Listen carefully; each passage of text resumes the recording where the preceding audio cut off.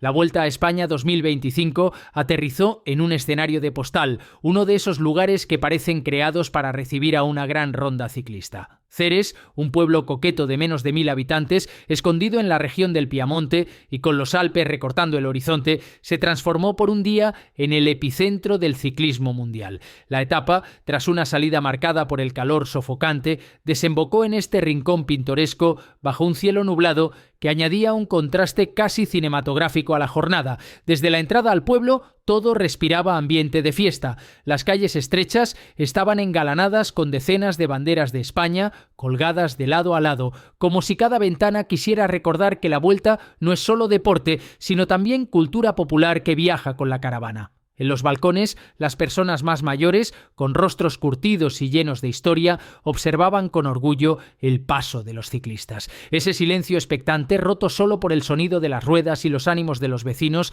otorgaba al final de etapa un carácter especial, íntimo y a la vez épico. El contraste con el inicio de la jornada era evidente. El calor abrasador de la salida se había transformado en un ambiente húmedo y gris en los últimos kilómetros. Ese cambio de escenario no hizo sino endurecer la carrera, que llegaba a Ceres con un pelotón reducido y cargado de tensión. Cada curva del pueblo parecía más estrecha, cada adoquín resonaba con más fuerza bajo las bicicletas. El ciclismo tiene esa magia, lugares pequeños que por un día se convierten en escenarios universales. En Ceres cada detalle contaba: el arco de meta situado en plena calle principal, la decoración improvisada por los vecinos y la pasión en cada rincón hacían que el final adquiriera una dimensión distinta. El público vibraba al ver cómo los favoritos se disputaban la victoria en ese entorno único, un rincón perdido en el mapa que de repente quedaba grabado para siempre en la memoria de la Vuelta. La llegada fue, en definitiva, un homenaje al ciclismo de verdad: esfuerzo, pasión y un pueblo entero convertido en escenario de una de las batallas más esperadas de la primera semana.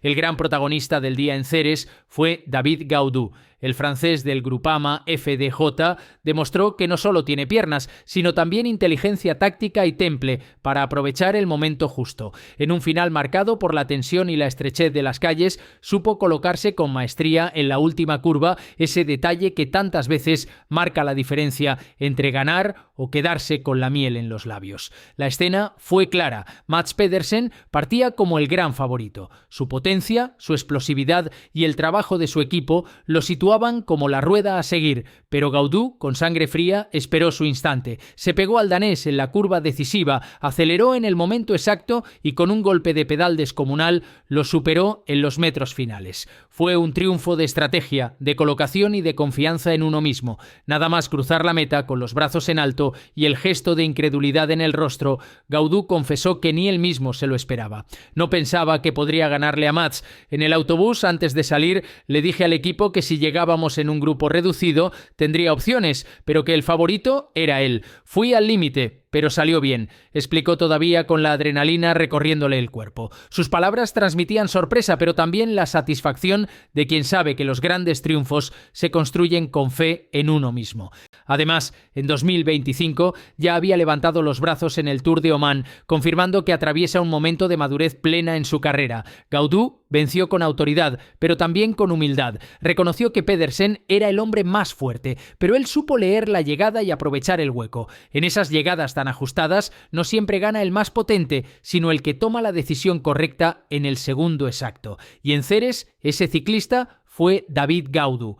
El triunfo de David Gaudu, en cuanto a Maillot rojo se refiere, el triunfo de David Gaudu en Ceres no solo es una victoria parcial en la Vuelta, es también un punto de inflexión en la trayectoria de un corredor que parece estar entrando en su etapa de madurez. El francés ya no es aquel joven prometedor que sorprendió en 2020 en plena pandemia con sus triunfos en la Farrapona y la Covatilla. Hoy es un ciclista consolidado, con experiencia en grandes vueltas y con un palmarés que lo respalda. Esta temporada ya había dejado claro que estaba en buena forma con su victoria en el Tour de Omán, una prueba que, aunque de menor rango, sirve como termómetro del estado físico de los corredores. Gaudu demuestra que tiene la regularidad y la confianza necesarias para enfrentarse a los mejores del mundo. Sus resultados recientes lo avalan. Fue tercero en la jornada de Limone-Piemonte y acabó sexto en la clasificación general de la pasada edición de la Vuelta. Todo apunta a que está preparado para dar un salto más, aunque él mismo se muestra prudente.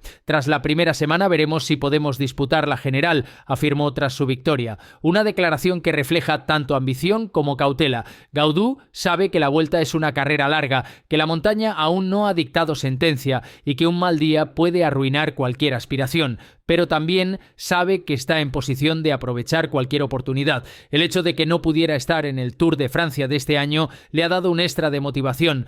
Es un golpe de moral enorme, no solo para él, sino para todo el Groupama FDJ, un equipo que confía en él como su gran referente. Su futuro inmediato parece ligado a ver hasta dónde puede llegar en la general, aunque sin obsesionarse. La madurez de Gaudu radica en entender que la gloria no siempre está en el podio final de Madrid, sino también en cada etapa conquistada, en cada día que escribe una nueva página de su carrera. Lo que está claro es que este francés ya no es una promesa, es una realidad que amenaza con dar más de un susto a los grandes favoritos. La otra cara de la moneda en Ceres fue Jonas Vingegaard. El danés llegó con el maillot rojo sobre los hombros, símbolo de autoridad y control, pero salió con un sabor amargo. Perdió el liderato ante David Gaudu, un rival directo que ahora se convierte en amenaza real. La clasificación general refleja igualdad máxima, con ambos empatados a tiempo, pero el puestómetro, ese detalle que tanto influye en las primeras jornadas, coloca al francés por delante. Para un corredor meticuloso y calculador como Vingegaard, ese desenlace no fue indiferente.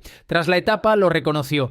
Mantener el liderato no era el objetivo principal, pero tampoco quería cederlo, y menos a un competidor directo. Una llegada así te hace estar en alerta. Sus palabras reflejaban la mezcla de frialdad y decepción que lo caracteriza, porque si algo define a Vingegaard es su obsesión por tenerlo todo bajo control, y en Ceres, aunque no perdió tiempo, sí cedió un símbolo: la roja, y en ciclismo los símbolos también pesan. Ver a Gaudu vestido de líder no es solo una cuestión de orgullo, también implica un cambio en la dinámica de carrera. Ahora será el Groupama FDJ quien disfrute de esa visibilidad y quien deba asumir parte de la responsabilidad en el control. Para el Visma puede ser una pequeña ventaja táctica, pero para Vingegaard, acostumbrado a dominar desde el primer momento, supone un golpe moral. No esperaba que el maillot rojo se le escapara tan pronto, y mucho menos en un final que parecía favorable a su capacidad de resistir. Además, el hecho de que la prenda pase a manos de Gaudu genera un matiz psicológico. No hablamos de un corredor secundario, sino de un ciclista que ya ha demostrado poder pelear en la alta montaña y que, con moral reforzada, puede convertirse en una amenaza constante. Vingegaard, por supuesto, sigue siendo el gran favorito. Su capacidad en las etapas decisivas es indiscutible, pero lo visto en Ceres deja la sensación de que el danés no siempre podrá imponer su control absoluto. Habrá rivales que lo desafíen y momentos en que los pequeños detalles marquen la diferencia. Y para alguien que quiere tener todo atado, perder el maillot rojo de esta manera ante un adversario directo es un recordatorio incómodo. La Vuelta no está bajo su control total. Entre la fiesta francesa de Gaudu y la decepción danesa de Vingegaard, también hubo espacio para destacar a los ciclistas españoles. En una llegada marcada por la tensión y la colocación, David González volvió a ser el mejor de los nuestros. El corredor del Caja Rural terminó en la 13ª posición, confirmando la regularidad que viene mostrando desde el arranque de esta Vuelta. Ya había sido sexto en Novara y ahora, en una llegada con un nivel altísimo de sprinters y clasicómanos, volvió a dejar claro que sabe moverse en el caos del pelotón.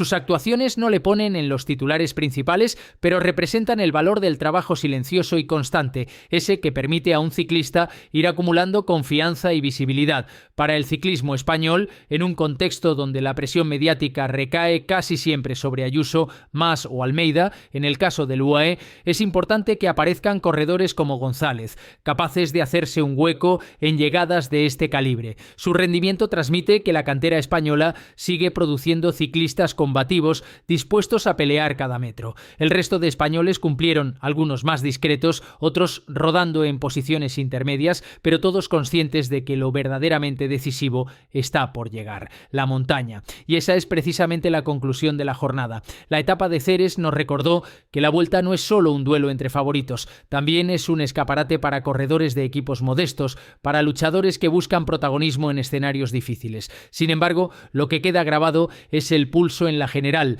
El empate entre Gaudu y Vingegaard añade un picante extra a la carrera. El francés, con el maillot rojo, se convierte en protagonista inesperado, mientras que el danés, obligado a ceder un símbolo que parecía suyo por derecho, tendrá que responder en las grandes montañas. La afición lo sabe, la verdadera vuelta aún no ha empezado. Lo de Ceres fue apenas un aviso, un recordatorio de que cualquier despiste puede costar caro. Desde maillot de montaña lo vivimos con la pasión de siempre, sabiendo que lo mejor está por venir. La montaña será juez y ahí veremos si Gaudu confirma su sueño o si Vingegaard recupera el control. Hasta entonces, disfrutemos de estas pequeñas grandes historias que hacen del ciclismo un deporte único